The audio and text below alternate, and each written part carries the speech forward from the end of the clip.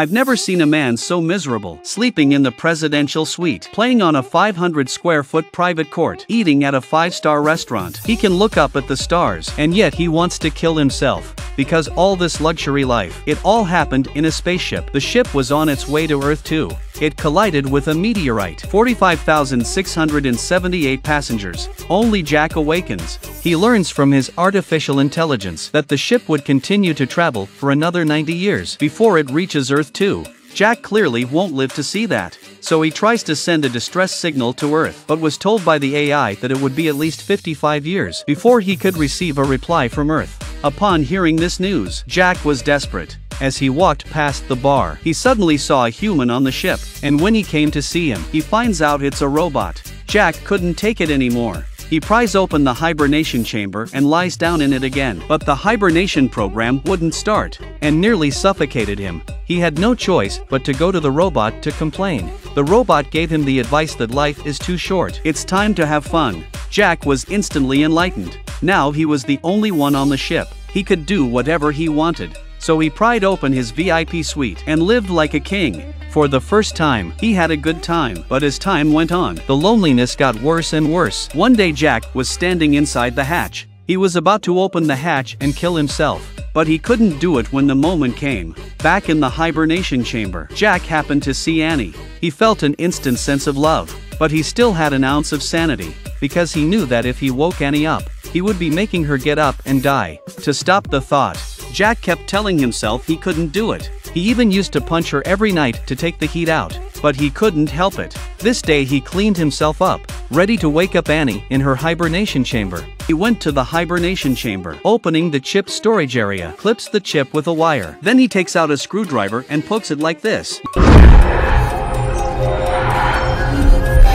Looking at Annie, who was about to wake up, Jack suddenly panicked. He rushed to gather the tools of the crime. He found a secluded place to hide. After calming down, he found Annie again. Seeing the beauty of the other woman, he instantly felt that all he had done was worth it. He told Annie that your hibernation module had malfunctioned. We won't reach Earth 2 for another 89 years. Annie couldn't accept this fact. She ran to the cockpit for help. She found the crew still in hibernation. She went back to the hibernation chamber and tried to hibernate again, but Jack told her that the hibernation chamber would not work again once it was opened. Annie doesn't want to give up. She asks the AI if there is a solution. The only response she got was a smiley face. She tries to break open the cockpit door, but to no avail. In the end, Annie had to submit to her fate, to adjust to her emotions. Every day she runs in the aisles, she swam in the pool, and Jack would take her to the ballroom to dance, to play ball on the court, to drink at the bar, and the occasional handmade gift, and so on and so forth. Their relationship was becoming more and more flirtatious.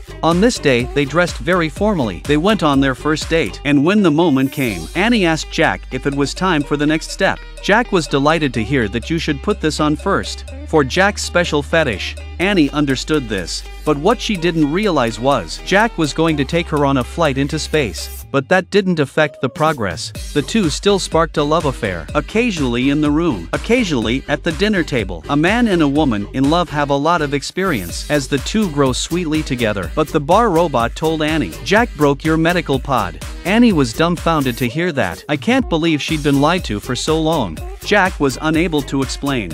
The relationship between the two of them was at an all-time low. Annie was so angry that sometimes she would come to Jack's room and beat him up. They thought their relationship was broken. But then one day Annie had an accident while swimming. The woman was swimming in the pool wearing white fishnet stockings, when gravity suddenly disappears. The water instantly floats. Soon the woman is enveloped in a giant ball of water. He tries desperately to get out of the situation, only to find that it was all in vain. Eventually, she is severely deprived of oxygen and dies. Meanwhile, Jack, who was sleeping, floated into the air. As he reacted, gravity suddenly returned. He fell to the ground with a heavy thud. On the other side, Annie also fell into the pool. And this is not the first time such a malfunction has occurred. A floor sweeper inexplicably hitting a wall, lifts suddenly getting stuck, food conveyors spewing food. Even the supervisor of the ship's deck woke up due to a hibernation module malfunction. Through the supervisor's bracelet, they managed to get into the cockpit, only to find that the ship's self-test was also faulty. They had no choice but to run to the mechanical check. But then the supervisor suddenly collapsed again. The two men put him in the medical bay and checked him out. 612 diseases were detected. The supervisor asked the AI what treatment options were available, but the AI said, "Sedatives will alleviate your suffering during these final The director walked out of the room in despair. Sometime later, The ship broke down again. The dying supervisor stopped struggling. He handed the bracelet to Jack and took his lunch early. By this time, the malfunction was getting worse. The two men rushed to the mechanical room to check. They found that a meteorite from 2 years ago, the ship's motherboard had been damaged. After Jack replaced the motherboard with a new one, the problem was still not solved because the ventilator wouldn't open. The machine's energy was on the verge of exploding. Now there was only one way out, is to go outside the ship and open the vents manually. Jack then got dressed and prepared to go. Before he left, Annie said to him, "You have to come back safe and sound. Otherwise, I don't know what I'll do with the rest of my life." Jack went to the outside of the ship. He easily turned on the ventilation. But the problem was that as soon as he left, the ventilator would shut down. There was no way out. Jack had to keep pressing the switch. He got Annie to activate the venting process. The flames came on instantly, although holding an iron plate. But the impact sent Jack spiraling. As the rope broke, Jack was swept further and further away. In the nick of time, Annie runs outside and pulls him back in. But because of the air leak in his spacesuit, Jack was already frozen to death. Annie rushed to get him into the medical bay. She used her supervisor's bracelet to initiate the procedure. After some manipulation of the medical bay, Jack managed to wake up. Then, Jack discovered that the pod had a dormant operation. He wanted to leave this opportunity to Annie, but Annie didn't think that was important. All that mattered was that she and Jack could live together, and eventually they lived happily ever after. After 88 years of sailing, the ship finally arrived on Earth too. Everyone woke up from hibernation. They made their way to the lobby. They found the place transformed into something else. Surprisingly, after all these years, Jack and Annie have no children. This is the end of the film. There has been a lot of controversy about Jack waking Annie up. There's been a lot of controversy, but the ship's director once said to Annie, "A drowning man always takes someone with him." It's not right. But Jack was the one who was drowning. What do you think about that?